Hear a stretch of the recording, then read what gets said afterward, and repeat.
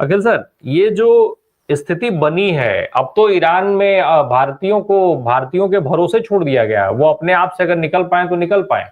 इस बार वॉर नहीं रुकवा पाए भक्तों के पापा। जय संविधान। देखिए राम प्रकाश जी, हमारे देशवासियों को केवल ईरान में ही अपने भगवान भरोसे नहीं छोड़ दिया गया है। हम भारतीयों को भारतवर्ष के अंदर भी भगवान भरोसे छोड़ दिया है। आप क्या सोच रहे हैं आप सेफ हैं? अगर आप हवाई जहाज से ट्रेवल करते हैं तो क्या आप सोचते हैं आप सेफ हैं? अगर आप कश्मीर घूमने जाते हैं क्या आप समझते हैं सेफ हैं? क्या आप नॉर्थ ईस्ट जाते हैं घूमने, आप समझते हैं आप सेफ हैं? इतनी ज्यादा इन्होंने देश के अंदर हर कोने में आग लगा दी है। अच्छा, ये केवल ईरान के खिलाफ नहीं है, इनके साथ बड़ी मुश्किल ये हो गई है, इंटरनल पॉलिटिक्स जो इनको माइलेज दिलाती है और इंटरनेशनल पॉलिटिक्स के बीच में एक कंट्रडिक्शन पैदा हो गया है। भाई देखिए, भारतीय पॉलिटिक्स में भारतीय जनता पार्टी की मजबूरी है कि हिंदू मुसलमान के नैरेटिव को आगे बढ़ाएं। अच्छा, इंटरनेशनल पॉलिटिक्स में वो चल नहीं सकता। मुश्किल यह है कि ज्यादातर देश और पैसे वाले देश और तेल वाले देश और जनसंख्या वाले देश वो मुसलमान हैं। अच्छा, उनसे मित्रता भी इनको दिखानी है, शेखों के हाथ भी चूमने हैं और मुसलमानों को गाली भी देनी है। अब इंटरनेट के जमाने में हर देश को, हर मुसलमान देश को यह पता है कि भारत का रोल क्या है। अच्छा, भारत के साथ एक और बहुत बड़ी मुश्किल मोदी जी ने क्रिएट कर दी है। देखिए, हमारे देश के हमेशा से संबंध फिलिस्तीन के साथ बहुत अच्छे रहे, ईरान के साथ बहुत अच्छे रहे, लीबिया के साथ बहुत अच्छे रहे, इराक के साथ बहुत अच्छे रहे। मतलब मुस्लिम वर्ल्ड में पाकिस्तान के साथ खड़े होने वाला कोई देश नहीं था और सारे के सारे हमारे भारतवर्ष के साथ। यासर अरफात इंदिरा गांधी को अपनी बहन कहते थे और इतना ज्यादा इज्जत देते थे। तो देखिए, ईरान के साथ वही था, सद्दाम हुसैन कितना ज्यादा भारत को सम्मान देते थे। लेकिन अब मुश्किल यह है कि इनका जो नैरेटिव हिंदू मुसलमान का नैरेटिव है, उस नैरेटिव में आज के तारीख में इनके साथ कोई खड़ा ही नहीं है। अच्छा, ये केवल अगर मुसलमानों के साथ किया होता तो भी चलिए कोई बात होती, इन्होंने क्रिश्चियंस के साथ भी वही अपना शुरू कर दिया। कहीं उड़ीसा में किसी क्रिश्चियन को परिवार सहित जला दिया, वो कन्वर्जन करते हैं उनसे। मतलब एक इन्होंने जो पागलपन देश के अंदर पैदा किया है। तो आज के अच्छा, इजराइल के साथ खड़ा होना एक और मजबूरी हो गई है, क्योंकि अडानी जी का जो हाइफा पोर्ट है जिसके अंदर उनका बिलियन और डॉलर्स का इन्वेस्टमेंट है, तेहरान ने ठान लिया है कि उसी को सबसे ज्यादा नेस्तनाबूद करेगा। तो इजराइल के साथ खड़ा होना, अच्छा इजराइल जो है वो खुद ही आज के तारीख में इतनी परेशानी में पड़ा हुआ है। लाखों उसके नागरिक जो हैं वो बंकर्स के नीचे छुपे हुए हैं। जहां हमने ये सुना था कि इजराइल के लोग इतने वीर होते हैं कि मरने मारने पे उतारू हो जाते हैं, उनको हम देख रहे हैं नंगे बदन अंडरवियर पहने वो बेचारे भागने की कोशिश कर रहे हैं। तो देखिए, ये जो गुंडागर्दी होती है ना, गुंडों का अंत यही होता है। हमारे कॉमन भाषा में भी कहा जाता है कि मोहल्ले का जो गुंडा है ना, उसकी मौत भी बड़ी दर्दनाक होती है। तो इजराइल ने जो किया है, और भारतवर्ष ने, क्योंकि केवल अपने देश के अंदर पॉलिटिकल नैरेटिव को पक्का करने के लिए कि देखिए मुसलमान देशों के हम खिलाफ हैं और हम इजराइल बनना चाहते हैं। हमारा जो गुरु है वो शुक्राचार्य, जैसे दैत्यों के गुरु शुक्राचार्य होते हैं और देवताओं के गुरु जो है गुरु बृहस्पति होते हैं, तो हमने शुक्राचार्य को तो गुरु बना लिया, वो है इजराइल। भाई, इजराइल ने जिस प्रकार का आतंक मचाया हुआ है, अब डोनाल्ड ट्रंप G7 छोड़ के वहां चले गए। अब उनको लग रहा है कि यार ये तो जो हमने प्लान किया था वो बिल्कुल उल्टा पड़ गया, इजराइल के ऊपर चढ़ गया ईरान, और ईरान तो कह रहा है हम अमेरिका पे भी अटैक कर देंगे। अच्छा, मानी बात है कि ईरान को जो है किसका बैकअप है आपको पता है, वो चीन का बैकअप है। और चीन जो है आज के तारीख में अमेरिका से किसी कदम पे पीछे नहीं है, वो भी चौधराहट नहीं करने देगा। तो अगर मुसलमान देश, अच्छा सऊदी अरेबिया भी ईरान के साथ खड़ा हो गया जो कभी नहीं खड़ा होता था, इराक भी खड़ा हो गया जिसपे ईरान ने अटैक किया था। तो इस प्रकार से आप ये समझिए पूरा मुस्लिम वर्ल्ड जो है वो तो ईरान के साथ खड़ा हो गया।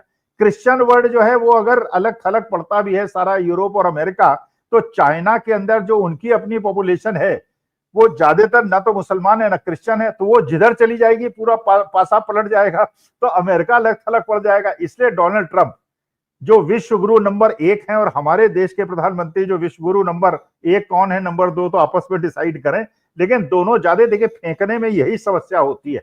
कम फेंकिए, उतना ही फेंकिए जिसमें आप करने में सक्षम हो। इसीलिए आज के तारीख में डोनाल्ड ट्रंप भी फंसे हुए हैं और मोदी जी भी फंसे हुए हैं। तो रामप्रकाश जी, मत सोचिए आप देश के अंदर आप सेफ हैं, आप ही भगवान भरोसे हैं। हवाई जहाज उड़े तो हनुमान चालीसा पढ़िए, ट्रेन में जाइए तो हनुमान चालीसा पढ़िए, कार में जाइए तो हनुमान चालीसा पढ़िए। हनुमान चालीसा अपने साथ रखिए और उसका पाठ हमेशा करते रहिए, तब शायद आप बच जाएं। अगर आप सोचेंगे भारतीय जनता पार्टी और मोदी जी की सरकार आपको बचाएगी, अमित शाह साहब आपको बचाएंगे, वो कुछ नहीं करेंगे। उसके बाद केवल मुसलमानों को दोषी बना के उन पर चढ़ने का प्रयास करेंगे, उनका ये पॉलिटिकल नैरेटिव है। अखिल सर, जो राठौर सर कह रहे थे, एक तो उस पर भी वो करिएगा, बोलिएगा। साथ में ट्रंप जिस तरीके से लौटे हैं अमेरिका, और फिर उन्होंने धमकी भी दी है, वो ये भी एक तरफ वो ये कह रहे हैं कि वो चाहेंगे तो सीज फायर हो जाएगा, दूसरी तरफ वो ये ईरान से कह रहे हैं कि आप, इजराइल के पास ज्यादा खतरनाक हथियार हैं, आप समझौता कर लीजिए, आप डील साइन कर लीजिए। तो ये दोनों चीजें एक साथ कैसे? एक तरफ वो शांति की बात कर रहे हैं, दूसरी तरफ वो धमका रहे हैं। असल में ट्रंप कर क्या रहे हैं, और ट्रंप का ये जो विरोध शुरू हुआ है अमेरिका के अंदर, उसका क्या असर होगा? देखिए, पहले तो जलील साहब ने कहा कि डोनाल्ड ट्रंप जो है वो एक सनकी आदमी है। तो अगर वो सनकी आदमी है तो क्या माननीय मोदी जी ने एक सनकी आदमी को अमेरिका का प्रेसिडेंट बनाने के लिए इस बार ट्रंप सरकार कहा था?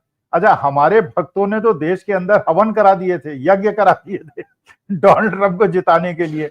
तो एक सनकी को जिताने के लिए, तो देखिए, मैं तो ये नहीं मानता कि डोनाल्ड ट्रंप सनकी है। हाँ, इतना जरूर है, देखिए एक बात तो जलील साहब की बात से मैं बिल्कुल सहमत हूं।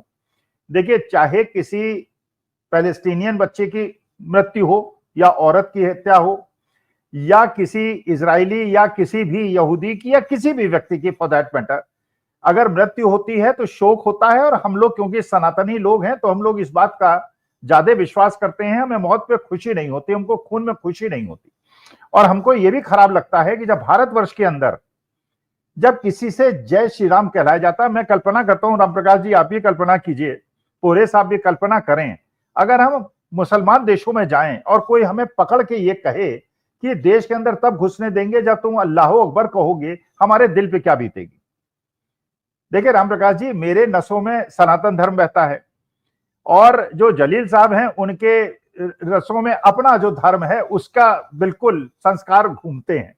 और मैं अपने धर्म का भी पूरा इज्जत करता हूं, उस बिल्कुल पक्का सनातनी हूं। लेकिन मैं ये मानता हूं, एक सनातनी होने के नाते जो क्रिश्चियन है उसे क्रिश्चियनिटी का पालन करने का पूरा अधिकार है, मुसलमान को दाढ़ी रखने का, अपनी पूजा पद्धति, कुरान पढ़ने का, सम्मान करने का, जो उसकी सभ्यता संस्कृति, जो उसके शेष लोगों ने बताया उसका पालन करने का अधिकार है, मुझे मेरा अधिकार है। तो इस प्रकार की जो गुंडागर्दी आज के तारीख में देश के अंदर या विदेश के अंदर बढ़ गई है, मैं इसका पुरजोर विरोध करता हूं। और देखिए, ये जो डोनाल्ड ट्रंप साहब ने किया है, ये आग खुद लगाई है। इसीलिए हम लोग कहते हैं कि भारतवर्ष के अंदर जो मोदी जी कर रहे हैं, जो अमित शाह साहब कर रहे हैं, ये राष्ट्रहित में नहीं है।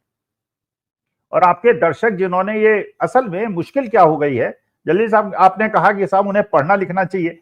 देखिए, उनकी पढ़ाई लिखाई जो है सारी की सारी व्हाट्सएप तक सीमित है, वो आईटी सेल तक सीमित है। जो मालविया साहब कह देते हैं उसको मान लेते हैं, उसको आगे बढ़ा देते हैं। तो पढ़ने लिखने का समय उनको नहीं है, वो केवल ट्रोल्स पढ़ते हैं, ट्रोल्स को बढ़ाते हैं, उसी में उनकी थोड़ी बहुत इनकम भी हो जाती है।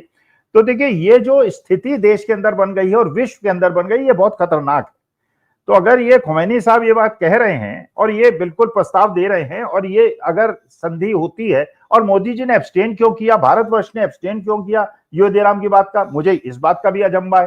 भाई, युद्धराम होना चाहिए, पूरे विश्व के अंदर शांति होनी चाहिए, हर व्यक्ति को, हर देश को अपने जो उसके अधिकार हैं, अपने जो उसकी नीतियां हैं, उसको आगे बढ़ाने का अधिकार होना चाहिए। और डोनाल्ड ट्रंप को इस बात का कोई अधिकार नहीं है कि वो विश्व के अंदर दादागिरी करे, किसी को भी अधिकार नहीं है दादागिरी। एससीओ की जो बयान था उससे भी अपने आप को अलग किया है।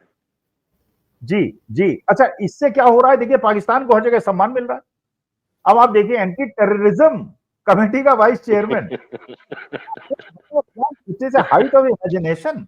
आप बताइए, सन 2022 में जो ग्रे लिस्ट में वो था, उस ग्रे लिस्ट से उसको अब जो है वो कर दिया है, अब वो बिल्कुल स्वतंत्र घूम रहा है। अच्छा, भक्त लोग इसी बात को उड़ाने में लगे हुए हैं कि बड़ा स्ट्रांगली हमने टेकअप किया और फिर दोबारा ग्रे लिस्ट पे चला जाएगा। अरे ये बताओ यार, ग्रे लिस्ट से निकला कैसे वो?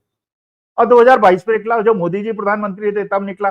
देखिए, जो राहुल गांधी आज के तारीख में, मैं पहले भी स्पष्ट कर चुका हूं, मैं कांग्रेसी नहीं हूं, इंदिरा जी का विरोधी रहा हूं, लेकिन मैं राहुल गांधी का समर्थक इसलिए हूं, विश्व कल्याण और प्रेम और सद्भाव ये विश्व की आवश्यकता है। ये डोनाल्ड ट्रंप को भी समझना चाहिए, ये मोदी जी को भी समझना चाहिए। और मेरे अगर रिकमेंडेशन से काम होता तो ये जो मोहब्बत की दुकान राहुल गांधी खोल रहे हैं, तो मैं तो कहता विश्व शांति का पुरस्कार राहुल गांधी को मिलना चाहिए, और जो लोग शांति में बाधक हैं उन सबको जेल डाल देना चाहिए।